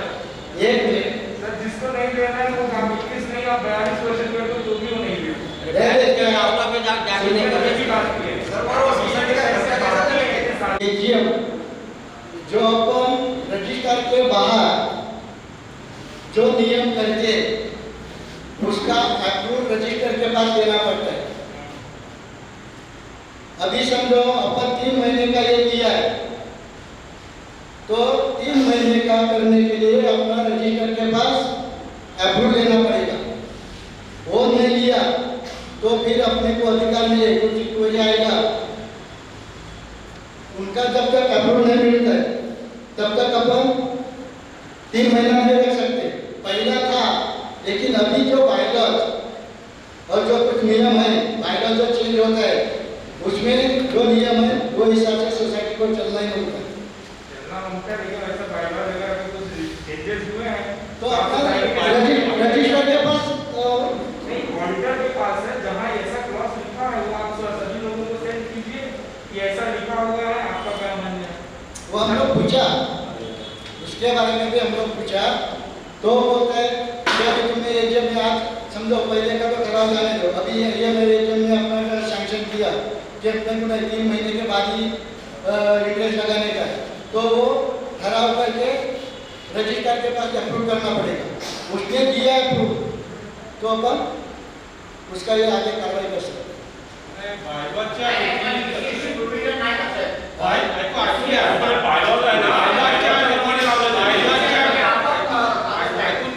बायलॉच्या व्यतिरिक्त जर समजा एजीएम दुसरा कायदा बनवते तर त्याला रजिस्टरची अप्रूव्ह घेणं जरुरी आहे। तर हे पूर्वी तसं नव्हतं, त्यामुळे आपण त्यावेळेस घेतलेली नाही। मग याच्यासाठी 3 महिन्यासाठी आपल्याला रजिस्टरची अप्रूव्ह घ्यावी लागेल। त्यांनी मान्य केली तर ते मान्य केली तर आणि प्रत्येक ठिकाणी आता प्रत्येक सोसायटीमध्ये दर महिन्याला व्याज आकारतात। हे आपण आपल्या सोयीसाठी केलं होतं, त्यावेळेस काय रूल्स अँड रेग्युलेशन कोणाला काय माहितीच नव्हते। अरे भाई क्या पर एनम जो दिया है ना पर 12 मंथ में, और ये जो सुनिए पहला सुनिए आप, ये जो आपने दिया है ना ये कमेटी का डिसीजन नहीं है, ये एज पर तुम्हारा लॉ और एज पर ऑडिटर के हिसाब से। और ऑडिटर का नीचे देखो पूरा रजिस्टर्ड है, गवर्नमेंट रजिस्टर्ड है, वो भी कुछ गलती नहीं कर सकता है, और वो गलती करेगा तो उसको बहुत महंगा पड़ेगा। 21% वाले तो 21% एज पर रूल ही चालू है। वो बायलॉज का कॉपी अभी लाया नहीं तो बायलॉज की कॉपी भी जो लिखा है ना 21% जो प्रॉब्लम मालूम नहीं है उसको हम लोग दिखा सकते हैं। हम लोग अपने मन से नहीं लिए। सर हम कहाँ कह रहे हैं, हम यही तो कह रहे हैं अगर ऐसा लिखा हुआ है तो देखो मेरे मन में नहीं है, नहीं सभी किसके भी मन में होएगा ना, समझो अभी किसके भी मन में है, नहीं किसके भी मन में होएगा आपको वेरीफाई करके ले लो ना सर, वेरीफाई करके ले लो।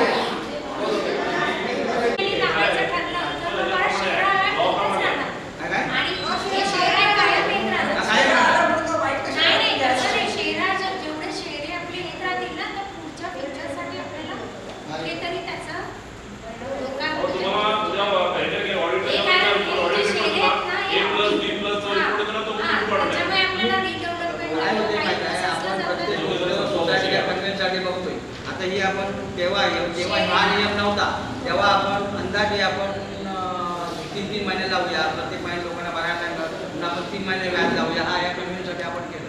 पण आता नवीन जसं अमेंडमेंट बायलॉजमध्ये अमेंडमेंट होते त्याप्रमाणे आता 21% प्रत्येक महिन्यात तुम्हाला भरायला पाहिजे, त्याप्रमाणे तुम्ही भरत घेत नाही मग कसे राहील तुमचा पुढचा पण आता अजून पॉईंट आहे। तुम्ही ज्यावेळी नॉन ऑक्युपेंट चार्जेस आपण करतो तेव्हा आपण एजीएममध्ये ठराव झाला होता 20 वर्षापूर्वी 100 रुपये लावायचे नॉन ऑक्युपेंट चार्जेस, म्हणजे 12 रुपये आपण ठेवतो त्याला 100 रुपये लावायचे, पण अकॉर्डिंग टू बायलॉज तुमच्या सर्व्हिस चार्जेसच्या 33% लावायला पाहिजे। हे आता तो पण पॉईंट आलाय पुढे। मग आता आपली सर्व्हिस चार्जेस आर्थिक परिस्थिती कमकुवत आहे,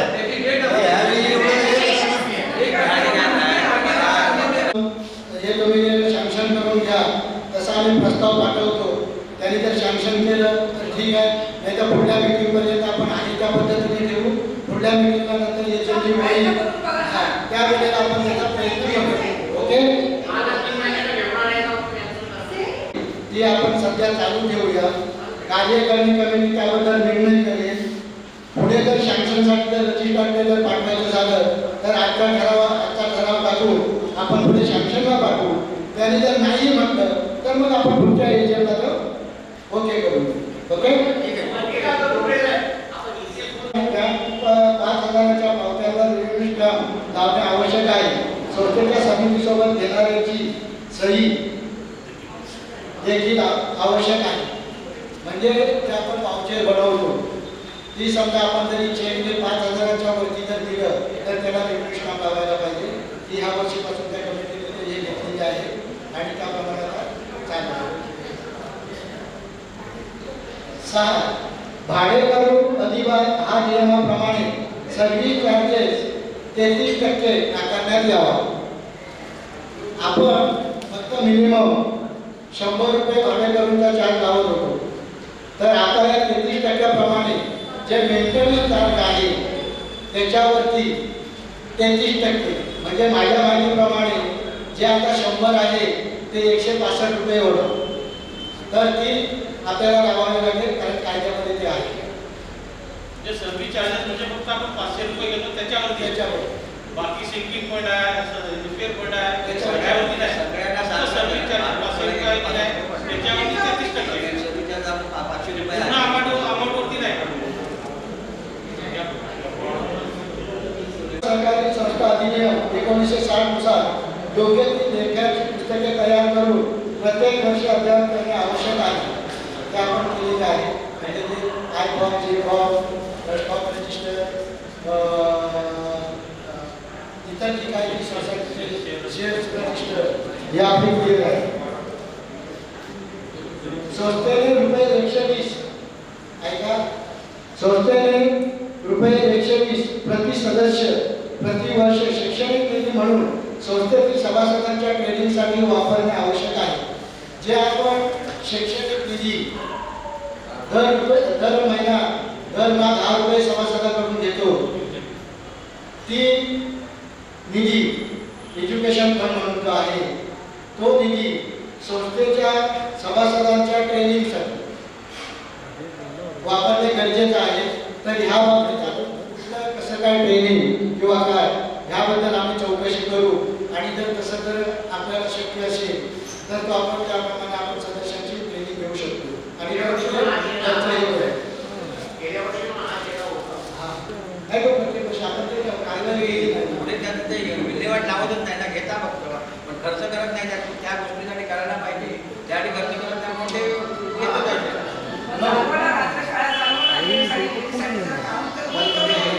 योगा क्लासेस सुरू करतो. 9. संस्थेने रुपये 120 प्रति सदस्य प्रति वर्ष निवडणूक निधी म्हणून संस्थेच्या निवडणूक प्रक्रियेसाठी जमा करून वापरणे आवश्यक आहे. ती जो निधी आहे आपला तो ज्या वेळेला आपली संस्था कधी जर बाय चान्स मध्ये आपल्याला जर निवडणूक घ्यायची असेल कार्यकारिणीची त्यावेळेला फक्त तो निधी वापरू शकतो. 10. संस्थेचा प्राप्तिकर इन्कम टॅक्स संस्थेच्या नावे प्रत्येक वर्षी भरणा करणे आवश्यक आहे. तो आपण भरतो दरवर्षी. 11. परीक्षण अहवाल व फॉर्म मध्ये उपनिबंधक संस्थेकडे 3 महिन्याच्या आत सादर करावा. म्हणजे आज आपली मीटिंग झाली तर आजच्या मीटिंगच्या नंतर 3 महिन्यांनी तो ओ फॉर्म म्हणून एक असतो. म्हणजे जे आपण आता त्यांनी जे शेरे मारले त्याच्यावरती आपल्याला उत्तर द्यावं लागतं की आता तुम्ही काय कारवाई करता आणि त्याची सगळी दुरुस्ती करून एजंटच्या ठरावाने ते सगळं आपल्याला ओ फॉर्म त्यांना भरावं लागतं. ते आपण दरवर्षी भरतो. आता यावर्षी तर आता पुढे चालू वरीलप्रमाणे दोषांची पूर्तता करून व सूचनांची अंमलबजावणी करून दोष दुरुस्ती अहवाल व प्रगती या कार्यालयात पाठवण्यात यावा. म्हणजे हे सर्व आपण दोष दुरुस्ती आता हे शेरे दिलेले आहे त्याची दुरुस्ती करून आपल्याला ऑडिटरने सबमिट करावे लागतील. नंतर त्याची रजिस्टर हे करतात. त्यावेळेला हा जो एक जो इश्यू आहे तो आपण त्याच्यावर चर्चा करू. आपण त्याच्यावर आता आपल्याला विषय नंबर 5 वर्षाकरता नवीन कार्यकारिणीची निवड करणे हा विषय आहे. कारण जी आमची जी कमिटी होती तिला 5 वर्ष पूर्ण झालेली आहे. तर आता नवीन कमिटी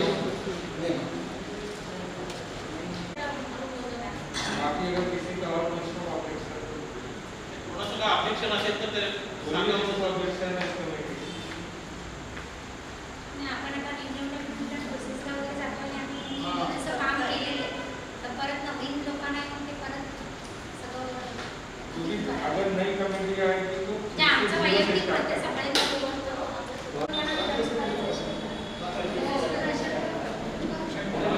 जो कैसे 25 साल में एक बार 20 साल आणि जरी आम्ही कमिटीत असलो, नाही, नाही, हीच हीच होतं, आम्ही तर हीच होते.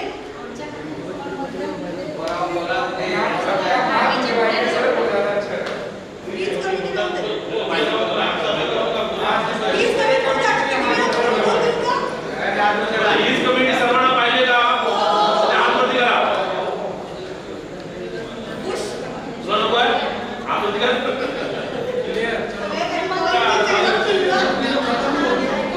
बरं, आपण मध्ये कमिटी आहे. तुम्ही सर्वांनी एकमताने मंजुरी दिली आहे. मी सर्वांचं आभार मानतो. परंतु त्या कमिटीमध्ये आपल्याला मुरलीधर इकवे याने स्वतःहून त्या वेळेला म्हटलं होतं की मी कमिटीमध्ये काम करेन, परंतु ते बहुतेक म्हणजे हजर नसतात. नियुक्ती झाल्यापासून मला काही 1-2च मिटिंगला होते. मीटिंगला होते, त्यांच्या सुनेचं काम करून घ्यायचं होतं, काम करून घेतलं तेव्हापासून आतापर्यंत त्यांची पुढच्या प्रेझेंटची लागली, ऍब्सेंटी कधी लागलीच नाही. त्याचे मोहन तिथे वगैरे राहिलेलं नाही. तर त्यांच्या जागी एक मेंबर आपण हे सिलेक्ट करूया की मला असं म्हणायचं आहे की जेणेकरून आता ही कार्यकारिणीवरती फार जबाबदारीची हे आहे आणि त्याच्यामध्ये ज्याला वेळ आहे आणि ज्याला थोडंसं म्हणजे सामाजिक क्षेत्रात या समजा लिगली असे जे कोण जर एखादा सभासद आणि जर तुम्ही जर म्हणत असाल तर माझं मत आहे आणखी 1-2 सभासद वाढवायला काही आपल्याला हरकत नाही. कारण जेणेकरून आज आपल्याला कामं करायची, संस्थेची कामं करायची म्हटल्याच्या नंतर आपल्याला जर सभासद जर असतील तर ह्याला नाही काय करा आणि उद्या सकाळी कुठलाही निर्णय घेता वेळेला पण आपल्याला ते सोयीस्कर पडतं. कारण प्रत्येकाची ज्ञान हे आपल्याला त्याच्या माध्यमातून आपल्याला मिळू शकतं. तर अशी जर 2 जर आणखी जर कमिटीचे मेंबर जर वाढवायचे असतील, समजा 11 आहे तर आपण 13 करू शकतो. एक लेडीज, एक जेंट्स आहे. एक लेडीज, एक जेंट्स. आता कोणी येतं?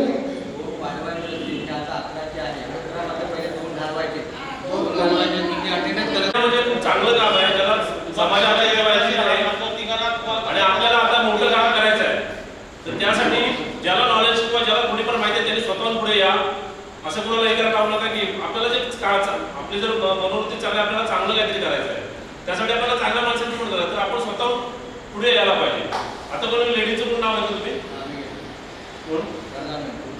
निलिमा प्रधान. निलिमा प्रधान तुम्ही फर्स्ट ओनर आहात की सेकंड ओनर आहात? तो प्रॉब्लेम येईल का?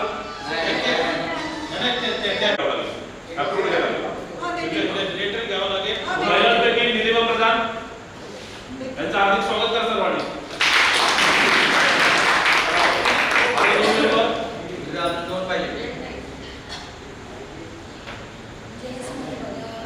जेंट्स मध्ये कोण आहे?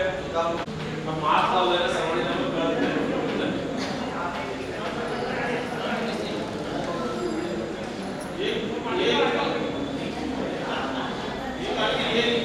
हा? तुम्ही तर बाहेर का? Very good. या करा. उभे राहा, आम्ही थोडासा मास्क काढा बघा. जरा मास्क खाली करा. खाली करा. नाव चला. अजून एक मेंबर पाहिजे. एडमिट मधून पण आहे का?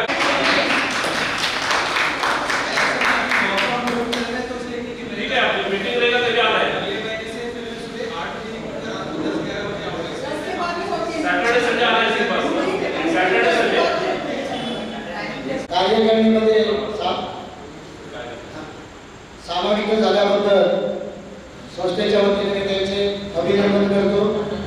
तसंच माझी एक वैयक्तिक सूचना आहे की आज आपल्याला रिडेव्हलपमेंटसाठी जायचं आहे आणि त्याला प्रोसिजर सगळ्या गोष्टी आहेत. तर जर आपण आता 13 मेंबर झालेले आहेत तर आपण अध्यक्ष आणि उपाध्यक्ष आणि सेक्रेटरीला उपसेक्रेटरी अशी 2 पदं निर्माण करूया. कारण जेणेकरून आपल्याला कामाच्या जरी समजा सेक्रेटरी गेले जर असला तरी उपसेक्रेटरी काम करू शकतो आणि उपाध्यक्ष जरी गेले जर असला तरी उपाध्यक्ष काम करू शकतो. कारण जेणेकरून कोणाच्यामुळं आपल्या संस्थेचं काम रखडल्या कामा नये. तर ह्या गोष्टीसाठी मी उपाध्यक्ष म्हणून दादोजी नार्वेकर यांचं नाव जितेंद्र पवार यांचं नाव. कारण काय या क्षेत्रामध्ये ज्या लोकांना आणि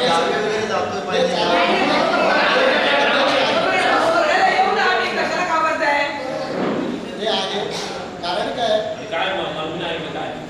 उपाध्यक्ष म्हणून नार्वेकर साहेबांचं मी नाव सुचवलं आणि उपसेक्रेटरी म्हणून जितेंद्र पवार. कारण काय ह्या लोकांना आम्ही जरी असलो तरी माहिती आहे या क्षेत्रातली आणि असे लोक जर कमिटीवरती असतील तर आपल्या सोसायटीचं काम मार्गदर्शन चालू शकतं. तर माझ्या मताने तुम्ही सर्वांनी सहमती द्या अशी मी अपेक्षा बाळगतो. 3 वाजता झाले होते. आज खरोखर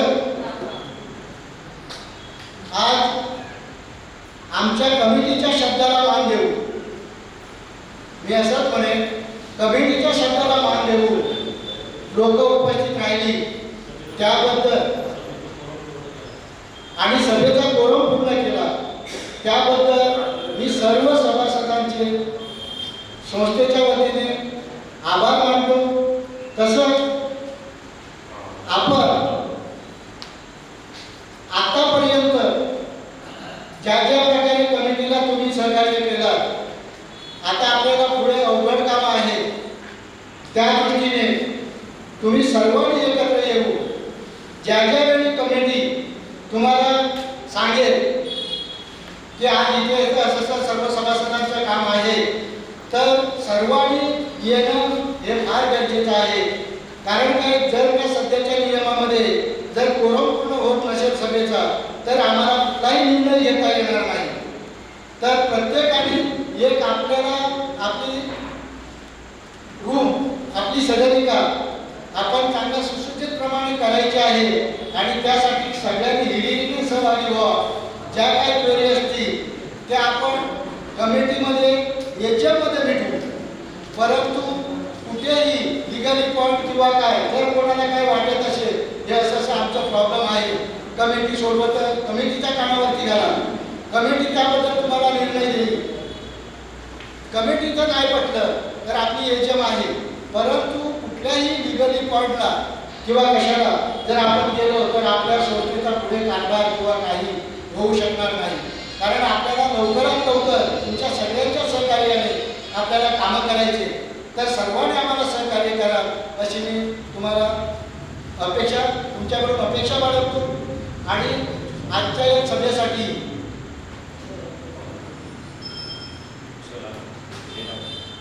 शेलार साहेब याने आपल्याला डेकोरेशन आपल्या खुर्च्या आणि माईक सिस्टीम याचा पुरवठा केला त्याबद्दल संस्थेच्या वतीने मी त्यांचे आभार मानतो. व्हिडिओ शूटिंग करण्यासाठी विकास सरांनी जे सहकार्य केलं त्याबद्दल मी त्यांचे संस्थेच्या वतीने आभार मानतो. तसंच अमृत वाघमारे यांनी पाणी आणि नाश्त्याची सोय केली त्याबद्दल संस्थेच्या वतीने त्यांचे आभार मानतो. तसंच विभागातील आपले नगरसेवक माननीय चंद्रकांत गुरुले साहेब, नगरपालिका, सारस्वत बँक, वसई बँक, ठाणे जिल्हा डिस्ट्रिक्ट बँक आणि आपले कामगार वर्ग तसंच इतर जे आपल्याला जे वेळोवेळी हितचिंतक आपल्या संस्थेचे आहे ते वेळोवेळी आपल्याला मदत करतात त्यांचेही संस्थेच्या वतीने आभार मानतो.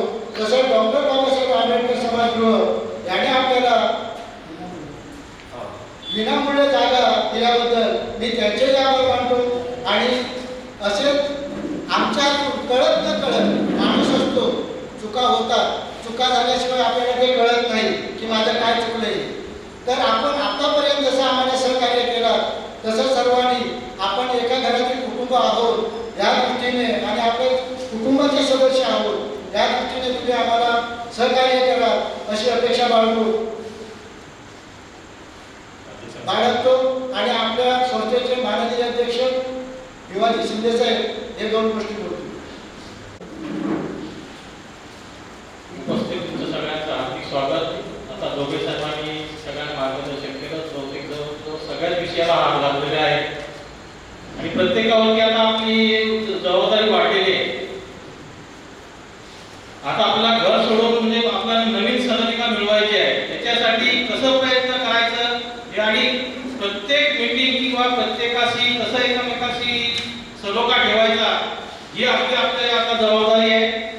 जे काही कोणामध्ये एकामेकामध्ये हेवेदावे असतील ते विसरून आपण सगळ्यांनी एकत्र येऊन हा जो आपण प्रोजेक्ट हातामध्ये घेतलाय तो सक्सेसफुल करायचा आहे. एकत्र येऊन हा प्रोजेक्ट आपला कसा पुढे न्यायचा ही सगळ्यांची जबाबदारी आहे.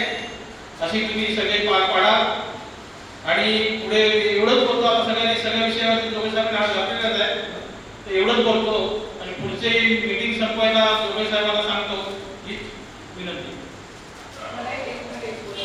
म्हणजे एक तुम्हाला म्हणजे आपली मीटिंग चालू झाल्यापासून जे विषय आले तर त्याच्यामध्ये एक विषय असा राहिला गेला तो म्हणजे असा की उद्या सोमवार उद्याला आपल्या नगरपालिका वसई विरार नगरपालिकेची